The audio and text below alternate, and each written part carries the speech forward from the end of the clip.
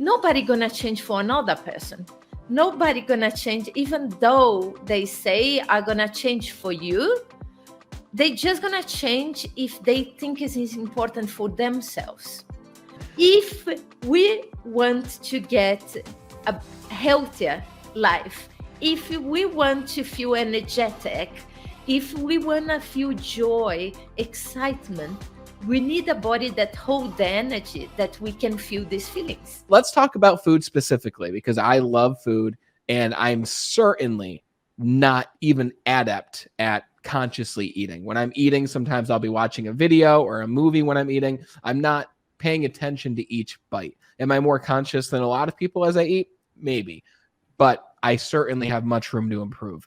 So my question for you first is, when you began this detox journey, or what you call the reset method, right? Are there specific foods that Mariana just doesn't touch or put into your body? Like, did you eliminate specific foods that some people might not even think that are harming them, but from what you learned in these books and these studies, you were like, I'm not going to eat these foods because they are not great for my body or my well-being? Yes. And I did dive in to experience. And as I say in the book, you got to experience diving into yourself. If you allow me, I'm going to just get a little bit back and say, my main thing is people changing from the within. They are so focused in, how do I lose weight? How do I change my nutrition? And my main thing is, that's the wrong start. Mm-hmm. We always should know, why should I change my nutrition? Why should I diet? Why should I lose weight to begin with? Because if we start with the how, we always gonna start and then we fail. We start and we fail another diet. We fail another attempt. And this is so, so frustrating. So that's why I'm going to answer you in a little bit. But I think people need to understand, what is the motivation, what drives them forward towards a change in their lives. Nobody going to change for another person. Nobody going to change, even though they say are going to change for you. They just going to change if they think it is important for themselves. So unless we start with within, we have the same thing as me, with like a really nice body that was doing like high levels of sport. But I was like, the body was not fully healthy inside, because the nutrition I was giving was not good enough for my body. So when we start to dive in, like, why do you want to lose weight? Or maybe some people, let's say, like Brandon told that he found himself fat, but he was really skinny. Why do I want to put weight in this case? So in the same way, I don't want to treat losing weight as you're going to be a better person. You're going to be more pretty. You're going to be you are pretty now today, the way you are. You are phenomenal. You are powerful beyond limits, and you are just wonderful. I want you to know that you're perfect. Oh, thank you.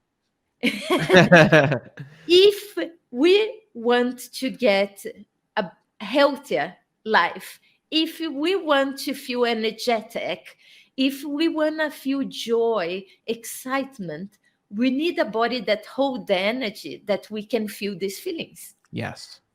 So if you want to be the best in your work, for example, you want to be really successful, where most of my clients are really high level in their companies. So if you just pay attention of your work, you forget one main central piece, which is you. Mm. And you're going to pay the price as soon, I hope you don't pay this price, but there is a saying that say people have thousands of dreams and desires, but when they are sick, they just have one. Yes. And that's what I don't want you to experience. So if you start to pay attention on you, how can I be really energetic? How can I have more? How can I have the best mood as I can from the beginning of the day to the end?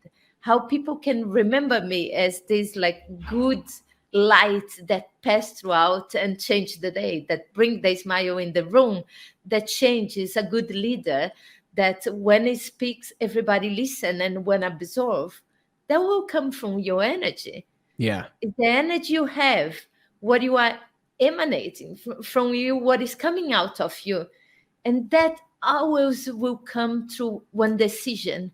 That's why I want to eat health, why I want to lose weight, why I want to put muscles. It needs to come from a decision because life is full of challenges and temptations. Mm-hmm. Temptations are really available. These Every day. containers of ice cream are all around and looks like when you go to this trend of a diet, in the first day you start a diet, someone invites you for the most tempting thing. Yeah. Yeah. And that's the way it is. And that's why we think we are failure. People think they are a failure. They're not a failure. The system failed on them, Yeah. which is the diet. Unless you do this change within, you're going to try things. And unfortunately, they're going to fail on you. It needs to come from within to be a pleasure.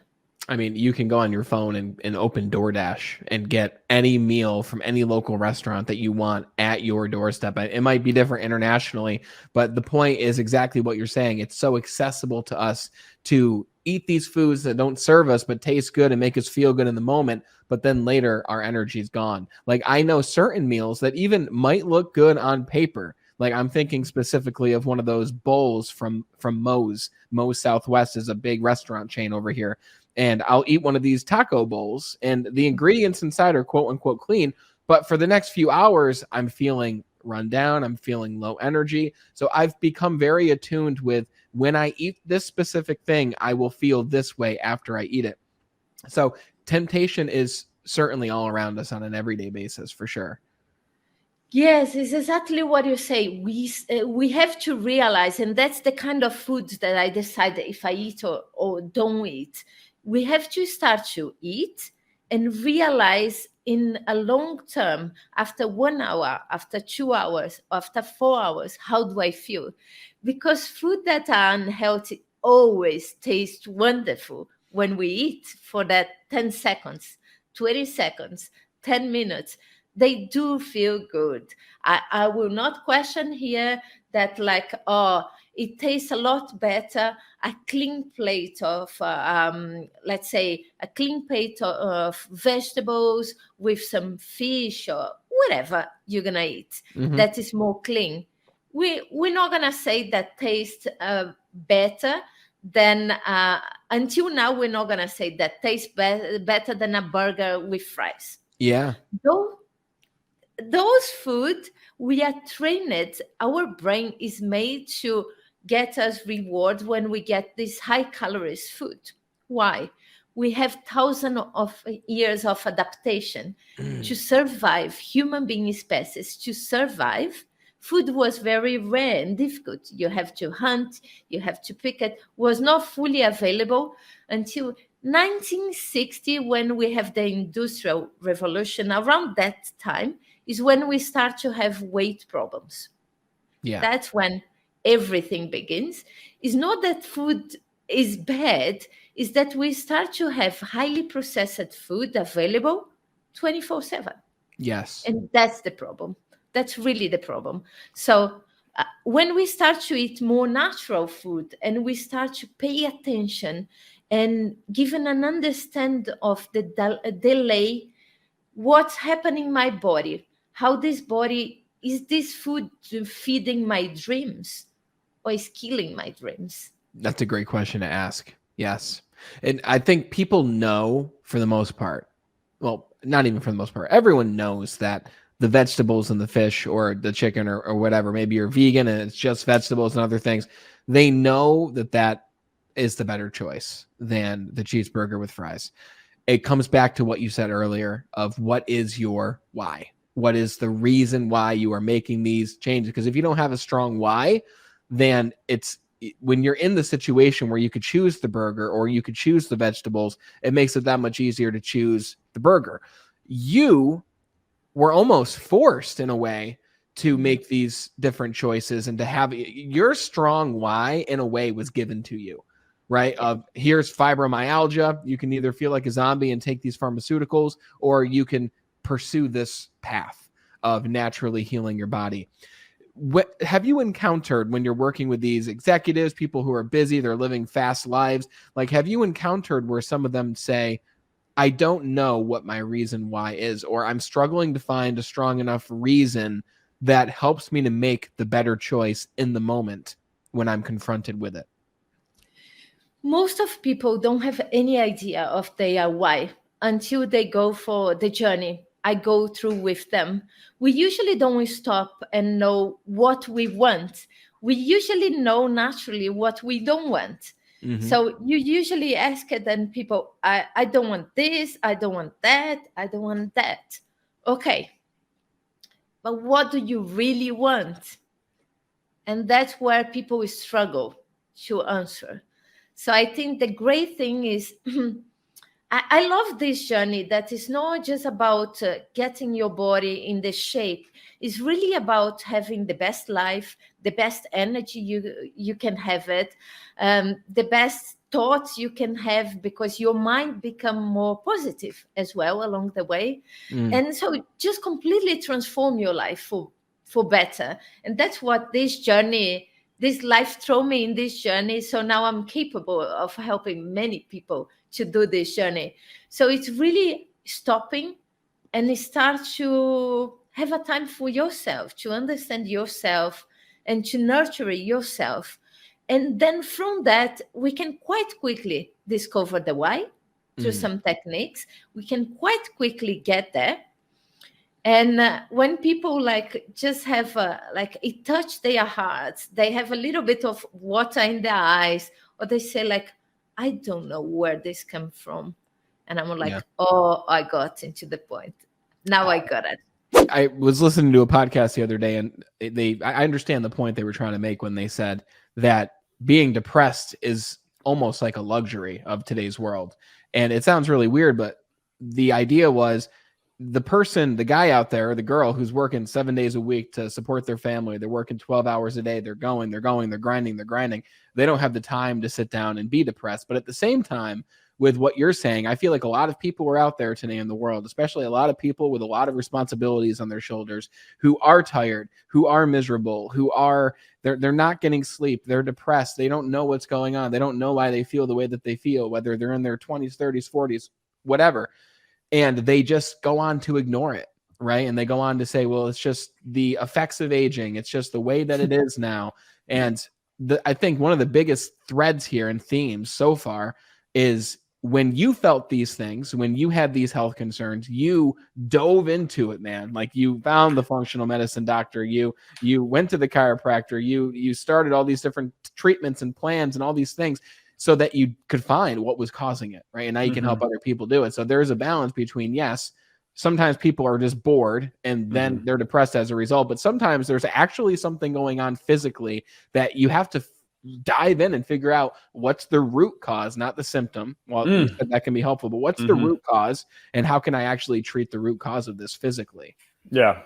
Yeah, I mean, the humans are so much more simple than we make it out to be, and healing is so much more simple than we make it out to be. I mean, the more that I learn about health and wellness, the more I understand that the basics are what we got to get. We got to major in the minors, right? Like, if something's going on with somebody, like, okay, the first big lever that we can pull is food. Okay, so let's get you eating real food. You know, if we look around in our society, we've got hyper palliative fake foods that don't have any micronutrients or such as what? Like, give me some examples of a hyper palliative food, like chips and cookies and sodas and these highly caloric, very tasty foods that, pairing like high fat and high sugar together, like ice cream. I mean, I'm not saying ice cream is bad, but like there's sometimes food like it's getting back to what humans have eaten for hundreds of thousands of years and thrived on, which is meat and vegetables and fruits and that kind of thing. but also, you know, the diet's good, you know, looking at your inner thoughts, the mental and the mindset, that's huge. Man, getting outside, like look at your environment. It's like the what is it? The fishbowl analogy. If I've got a dirty fishbowl and, you know, I think I'm going to feed this fish the greatest food ever. Well, the fish is going to feel like shit if it's sitting in this murky bowl that's toxic, right? So is that I mean, getting outside, getting sunlight, ground, connecting with the earth, Wi-Fi, like EMFs and things like that. Like I'm not saying I'm sitting in front of a computer right now, but our body is meant to move and be outside and to eat good food and drink clean water. And if we're not doing those things, then, you know, the body gets stagnant. It doesn't receive oxygen, and what doesn't receive oxygen gets ill, you know? So it's just, it's a holistic approach. You know, I don't know the one thing that really helped me. I know some of the big levers that I pulled here recently, but for 10 years, I've been putting in work and trying everything. Like you said, guinea pigging myself. And it's just living like humans have lived for hundreds of thousands of years. Doesn't mean disconnect from this modern environment. I think it's awesome. I think technology is awesome. It's just understand what your options are for, you know, getting back to what nature provides. What are some of the foods that if you looked at, you know, 99% of people, what are some of the foods that we must be making an effort to get into our bodies each day? Because you said something before we recorded, which is currently you are healing your body using food as medicine, right? Yeah, that's what I think is food as medicine. So like, yeah. And that's because like the supplements were just too much for me. You know, I think supplements have their place. But they would just like throw me way out. I used to be a supplement junkie, right? Like I had a cabinet full of stuff. And when I met the intuitive, I brought everything that I had in, and she just like about fell out of her chair. She's like, you're overdosed on so many things. And what I found is that food is the medicine that works the most. And I think there's a belief behind taking a lot of supplements sometimes. For some people, it was for me, that something's wrong with me, that I need to take this to fix me. And that belief is part of the problem, right? Mm. But the food, you know, it's understanding that, I guess we were talking about before, like different diets. Like I've done all the diets. And it's easy to knock, you know, keto or carnivore or AIP, paleo, vegan, vegetarian diets. But and what I don't like about those particular diets is that people get dogmatic about it and feel like, hey, this is what helped me. Like this is the answer. That's what helps you right now. And you've got to learn how to adjust. And it's like, we don't want to throw the baby out with the bathwater, because they've all got really good messages and things you can learn. Like the carnivore diet, meat's awesome. You want meat in your diet. You know, you want a high quality, you know, grass-fed, pasture-raised, free range, like nature intends it. You don't want an animal that's been fed full of antibiotics and pumped full of hormones to keep it alive, and in a small bin that's eating a food that's not native to its diet, or it's sick. And so energy in, energy out. Like if I eat an animal that's sick, it's not going to be favorable for me. Same thing with like vegetables in the carnivore diet, where they say, hey, you know, vegetables are bad. And I really bought into that because I had digestive issues. Wow. And I think it's something, if you can take that, you got to cook your vegetables. They have anti-nutrients. Okay. They have lectins and gluten and phytates and these things that pull nutrients out of your body and slow you down. Like the plant doesn't want you to eat it, so it has defense mechanisms. You denature those harmful compounds by cooking and sprouting and soaking them. You know, but if you don't do well with plants, like you need to go fix your gut. You know, and the vegan stuff, like I stay away from meat, and you know those things. I understand from an ethical reason. That's a different conversation. But you know, for me, you need protein as you age, and to build and repair and build hormones and all these things. And so, but I also right now, the thing that's helping me is vegetables, and understanding that you know, like right now for the gallbladder and the liver, turnips and beets and carrots and you know, these high fiber foods that I was afraid of are what's helping me get better. If I can give you another example, like it's just like all these things are good. And same thing with fasting. Like fasting can be fantastic. It can help relieve gut pain, but when done too often, it's going to raise cortisol. It's going to increase stress. And if you've already got a ton of stress on the body, it's probably not a good idea. But, you know, me, someone who's healing and fighting for their life, I would take these really, really good information that each of these approaches have. And I would take it way too far because I thought more is better, and, feeding into that belief that something's wrong with me and I got to fix it, and as I've just accumulated more knowledge of what works, and everybody is different. That's another thing too.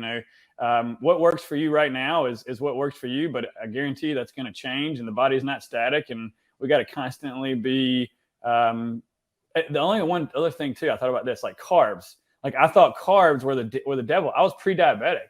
I had non-alcoholic fatty liver. And so I thought, oh man, carbs are terrible. Bro, I was on thyroid medicine for 3 years. And when I started eating carbs again, I got off thyroid medicine in 2 weeks. Wow. And then I took that too far. And I put on some body fat for the first time in a couple of years, more than I'd want to. I don't think body fat's bad. You want to have some, but it's like, okay, so, and that's where I was afraid of vegetables. So I went, okay, I need more carbs. I also need these vegetables. And it's funny because the diet has come back to more of a balanced approach. Imagine that. But I still like to fast. I'm fasting this morning. It's got some cognitive benefits. I'll eat after this, but it's understanding which lever to pull when you need it. Mm.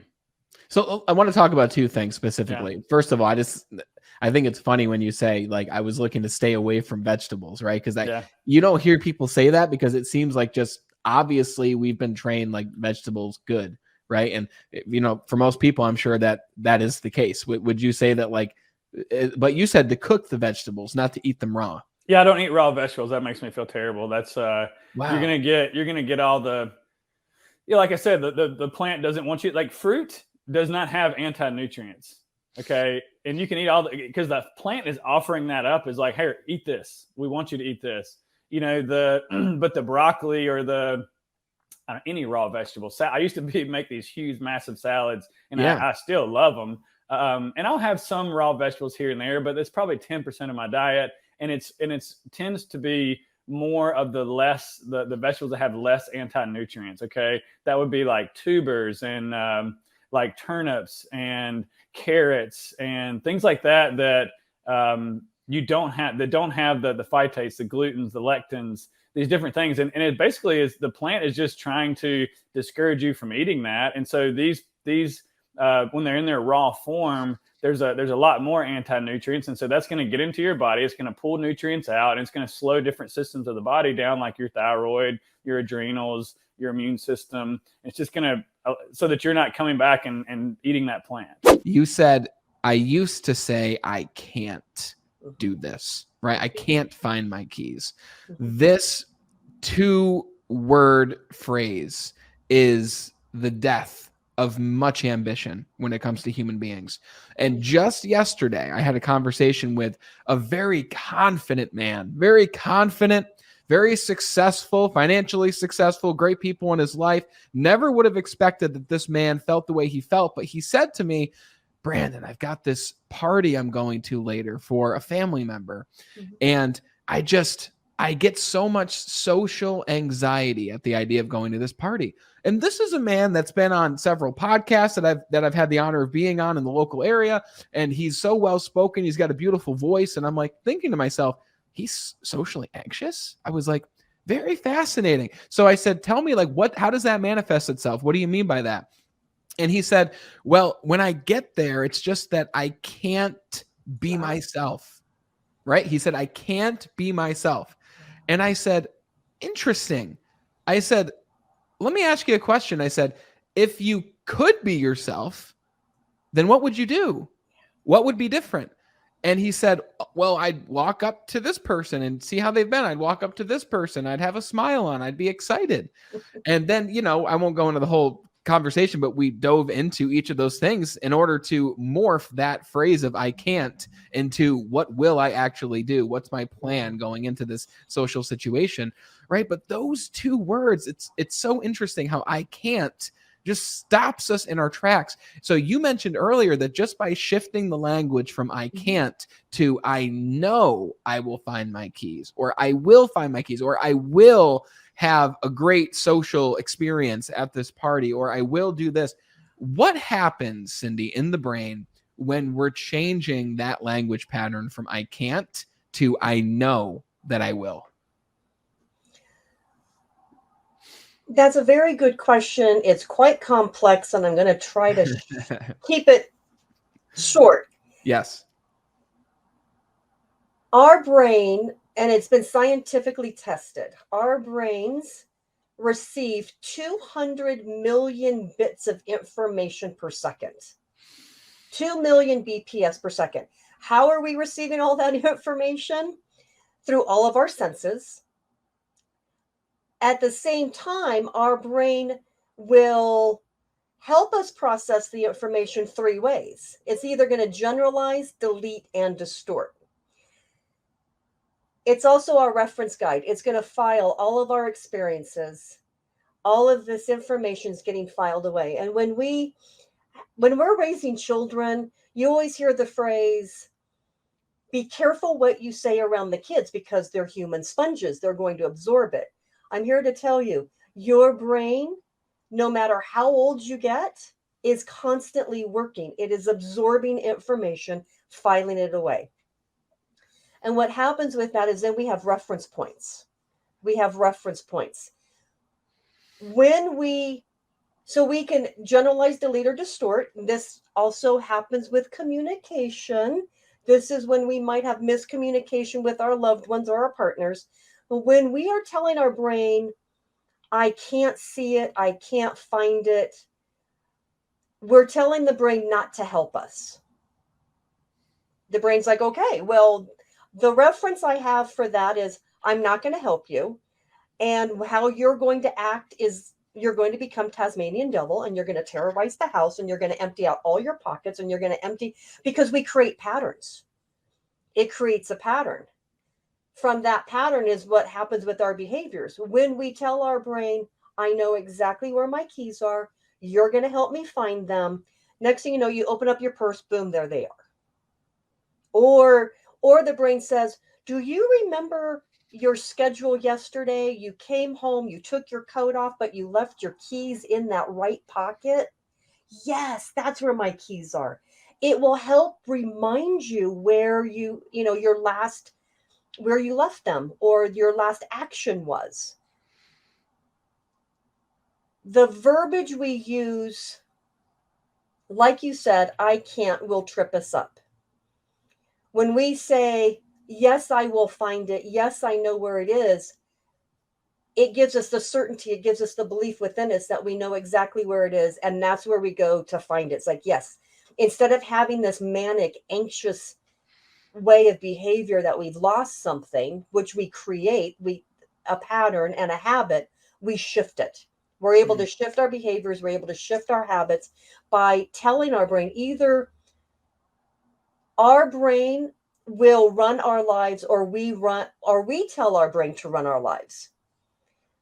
And that's what we need to control. And that's what we are in control of. And it's a really good habit to get, and just using the keys as an example, it's a good way to start this whole new dialogue, is to say, I know exactly where that is. I know exactly where I left it. And the brain goes, yeah, you do. You absolutely do know where it is. Mm-hmm. It's so liberating to know that by shifting the way that we say things, whether it's externally or internally in our own mind, essentially, can open up a pathway that wasn't open before, that can allow that information to come through. And it's not even allowing the information to come through, but how does one feel when you go from saying, I can't do this? Like, I work, I'm in sales for a decade now. And when I hear people say, I'm not a salesperson, I can't sell. And when they say that, immediately they've blocked themselves off to any option in the world that would allow them to become a better salesperson or communicator, right? But when they say, I know I can get better at this, I know I can become this, then you're opening up that pathway that then allows those options and experiences and opportunities to even be a part of your daily experience, all because you shifted your language.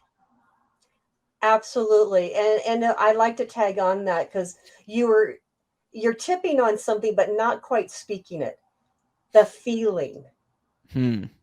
Our words and our thoughts are connected to our emotions and how we feel, which means you're either going to feel happy or crappy. And so I'd like to ask you, do you know any happy, crappy people out there? Because I'm still looking for them. Because you can't be happy or crappy at the same time. It doesn't work. The brain cannot function that way. But one of the things I want folks to understand, it's a little poem. What I think, so I feel. What I feel, so I do. What I do, so I have. It's simple. However, it really ties into whatever thought you're going to have. You're going to have a feeling behind it. So either it's going to bring excitement or despair, which means, will you act on it? Will you actually do something or not do something? And then that have section, well, then you either have a really bad experience or you have a really great experience. And so that I can't thing actually goes away very quickly. Interesting. And I'm assuming that when you say it goes away, you begin to become aware of you saying that. And then that awareness allows you to change and shift that language model. Absolutely. Wow. Absolutely. Because once you're able to connect with the feeling you have attached to words and phrases and realize, when I do say this, I'm not making progress, as you had mentioned in your pillars, you're not making that progress. You're able to actually internalize that and go, well, I'm not making progress because of this. If I practice this little poem, either if I'm hesitating, it's like, why did I hesitate? Why did I stop? Practice the poem. Yeah. Because you can deconstruct it. If you're not feeling great, you can then ask, well, what am I thinking about right now? Or what did I think about just a minute ago? And then that question helps you to become aware of the dialogue that's happening in your mind. Yes. And you really hit the nail head. Be careful. I have to be careful. Sometimes the dyslexian comes in and goes, what am I trying to say? What is that phrase? But you hit it on the head. Yeah. It's awareness. The biggest thing is to bring awareness, because all of the information is stored in our subconscious. The brain stores in the subconscious, but when we bring it to the conscious level and we're aware of it, that's when we can actually take proactive action to shift our thoughts and shift our phrases and the words we're using. I love that. And I want to talk about what that proactive action looks like. But before that, for those listening, they hear the keys one, and that's easy to relate to because we've all lost our keys. Yep. And with the people that you work with on a very frequent basis, you mentioned patterns that we get ourselves into, right? Mm-hmm. What are some of the most common patterns that you are finding in those that you're working with that they might not even be aware of, but you're helping them to become aware of and shift? There's so many. I'm going to say one of the biggest ones, especially because I deal with a lot of the communication piece. The communication you have with yourself, the communication you have with others, it's important. And one of the pieces is reading an email. You may get a lot of emails from supervisors, management, and I'm going to ask you, have you created a pattern of reading between the lines and putting a lot of emotion, thinking that there's a lot of emotion in the email? And you have a lot of self-doubt in yourself. A lot of times we're reading things from other people, but internalizing it that I didn't do well. They don't appreciate my work. You have all these negative thoughts related to an email, and you're really putting more emotion that you don't need to into it. And this is part of the ANT program. The automatic negative thought program I have is to help individual understand what their brain language is. And if they are reading more into like an email and getting all of this anxiety and self-doubt and thinking that they're going to lose their job or the boss doesn't like them or they didn't perform well, you have to sit back and take the emotion out of reading an email. And this comes up a lot. And it's a lot of the self-doubt that individuals have about themselves or the lack of self-confidence. And how I'm able to get them to realize it is like a couple questions. Have you done anything wrong to prompt that you're going to lose your job? Yes. And they're like, no. Then where does this feeling come from? Let's find the root cause of why you feel this way.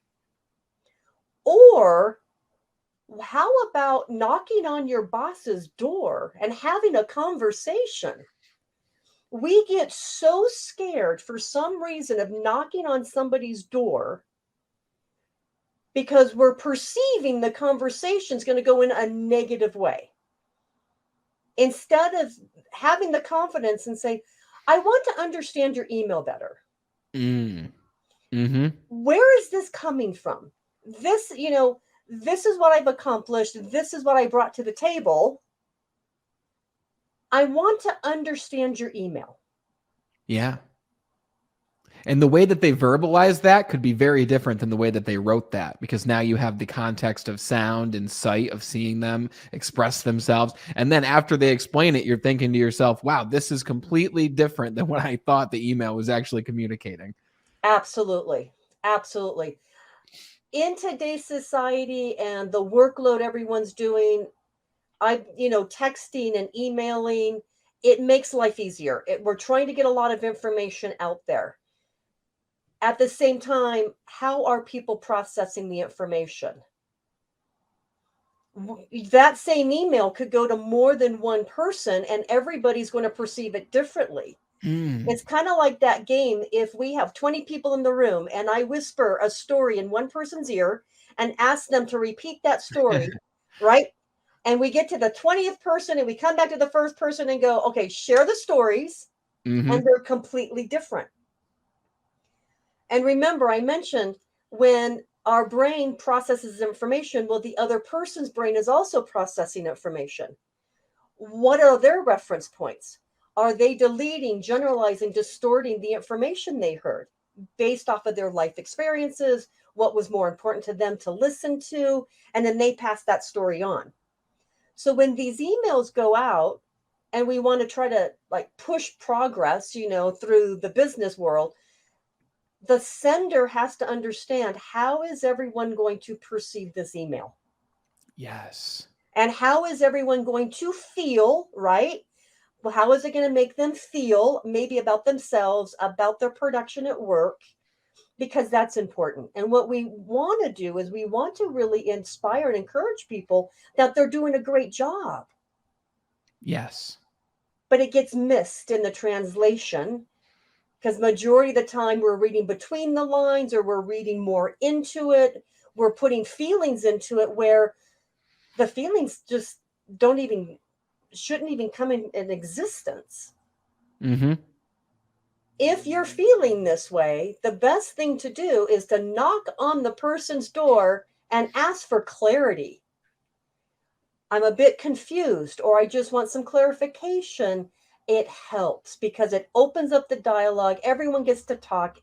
And instead of if the email came in at 9:00 in the morning and you don't knock on your boss's door until 2 or 3, have you had a full day of anxiety? Oh, yeah. Let's eliminate that.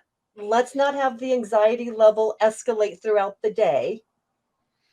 Get the email, read it, not too sure, ask for clarity. Send a reply. I would like some clarification. Is there a way we could set up a meeting? When are you free? Couple minutes of your time. Before you started putting these practices into action, how would you describe how you felt before you were putting these things into action versus how you feel now that you are so much more aligned with your own health and more conscious of how you feel? Yeah, I mean, before, I was teaching 100 personal training sessions per week, living in Sydney, Australia.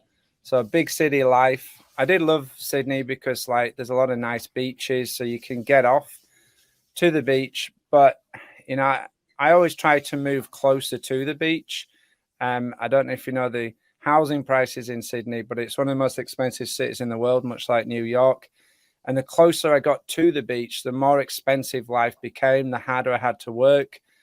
And I soon realized, even though I lived 5 minutes from the beach, I couldn't see the beach from my apartment because I was on the bottom floor. That's all I could afford. And I realized I'm in the rat race. Like, I could physically make time to get to the beach once per week on a Sunday, but then if friends or whoever had different plans, then I didn't even get there every week. So I was caught up in that, and that's what really made me want to eventually own my own beach and just escape the big city life. And now I'm off grid. So life is most certainly more relaxed. And, you know, I put together an email the other day talking about, for example, my father's typical guy, worked hard all his life.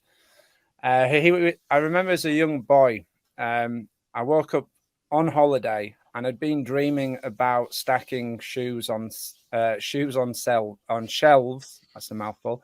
That was my weekend job, most boring job I've ever had, right? And I was dreaming about the most boring thing, doing a shift at work on holiday. And my father said, "Oh, you don't know how to relax."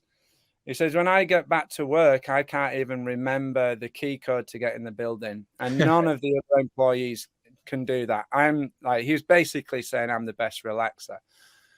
And then more recently now, like, my work is what most people do on holiday to relax. So my work is research. So I have to read books, and often I sit in a hammock to do that.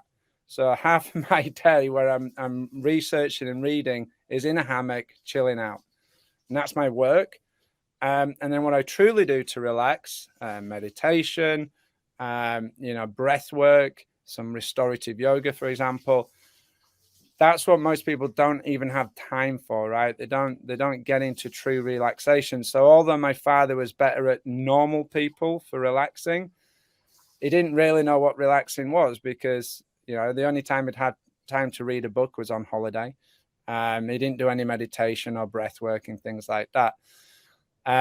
So when you completely remove yourself, not only from, well, it's just big city life, right? 100 personal training sessions a week. I was leaving the house at 5 a.m., getting home at 10:30 p.m., 6 days a week, one day off, didn't even have time to go to the beach most of the time. Like the difference is night and day. And I don't say any of this to show off, but I've sort of created the life that I really wanted back then, through setting myself goals, knowing exactly what I wanted, and then taking the risks to go out there and create that. But yeah, I was like anybody else, like in terms of, I tried to connect to nature. I'd go on walks, you know, but barely had time. I was one of them people who thought I didn't have time to meditate. And I love the quote, you should sit for 20 minutes in meditation every day. And if you don't have time, you should sit for 1 hour. So, yeah. Quote. So now I feel completely relaxed, connected, feel day to day, everything, you know, day to day, constantly interacting with my animals, planting food, and then doing my work on the side. And I'm in a very, very nice place, I have to say. Yeah, that's very clear. It's very clear that you created the life that you're living. It didn't happen accidentally. It happened because you had the intention to make it happen. And you knew what you didn't want, and you knew what you wanted, and you created that life. And most people watching, they are working for a company. They've got a job. They've got a family. They've got a lot of different things happening in their life, a lot of different relationships they're looking to strengthen and build, and all the different activities they do, and working out, and everything on top of all of that. They're living busy lives. And you went to the extreme, which is absolutely amazing, because that tells me that you have a propensity for risk and going outside your comfort zone that a lot of people, including myself at this stage, do not have, right? You literally moved to a beach in the Philippines. You uprooted your life. You built your beautiful domed home. You've created a self-sustainable plot of land for you and your family. Like, absolutely amazing. But now I'm thinking of the person who isn't going to do that.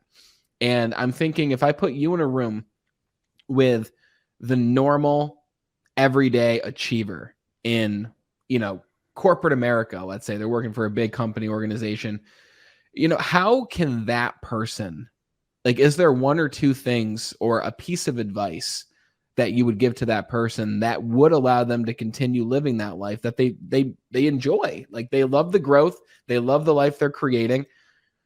What would you say to that person to help them incorporate more relaxation into their own life? 100%. I'd say, what we do with any health and fitness and most things actually is we chase one thing, or we're sold one thing, right? This diet is the thing that will help you lose weight forever. This way of exercising is going to change your body, change your physique forever. This one supplement is going to improve your health, going to heal your body. This one meditation pose is going to be, the miracle that changes your life. And we're constantly sold on these one-hit wonders, this, silver bullet or whatever you want to call it. And it doesn't work that way. And then if anything, let's say if someone wants to get into shape, but they're doing the corporate thing, they're sat at a desk all day, they're out of exercise because they're busy and they're stressed, etc., and they want to lose some weight or whatever. Well, if you go and do one form of exercise, it has to be extreme to work. Because if you don't change anything else, you don't change your stress levels, you don't change your sleeping pattern, you don't change your diet, that one way of exercising has to be extreme. So what happens is when we do anything extreme, that's a threat to your brain. So this is where in the beginning, novelty is fantastic. So you're excited and you turn up and you do it. And then soon it's a little extreme. So you start looking for excuses, or in terms of exercise, you might break physically or you might break mentally, especially if you've done nothing for 20 years. Now, in terms of diets, like if you're regularly in the standard American diet, for example, and it's 2,500 calories a day, lots of carbs, lots of meat, etc., then all of a sudden you cut down to 500 calories on this new diet. That's 1/5 of what you normally eat. That's extreme. Or you just cut out an entire food group that you've eaten your entire life, and now you go to a restaurant with your friends after work, and now you get that awkward thing of, why are you not choosing what you normally eat? Or I'm on a diet, and you have to have that conversation, and then it's awkward. And then the next time you go, you're either too embarrassed or you give up, and then you go back to eating normally. And that's how you got out of shape in the first place. So my advice would be to do things in much smaller increments. Don't go for the 1 hour meditation that I just made a joke about. Start with 10 minutes a day. Like 10 minutes of 100% focused meditation, for example, every day is going to be far better for you mentally, physically, emotionally, spiritually, than trying to do an hour and it's sort of half-assed. It's like you're uncomfortable, you can't sit straight, your mind's wandering. Like, just start with 10 minutes. At the end of the day, you could do a 5-minute restorative yoga pose, like legs up the wall. So you lay down and put your legs straight up against the wall, get your bum as close to the wall as you can without being uncomfortable. It's supposed to relax. Close your eyes, arms out, palm face up. Focus on your breath, making your inward breath shorter than your outward breath, or your outward breath longer than your inward breath. And when you're breathing out, now you're in the parasympathetic nervous system, so you're relaxing. So that is a great way to wind down, reset the adrenals. It's a form of inversion, which gets blood flow to the brain, which is incredibly healthy. Do it for 5 minutes.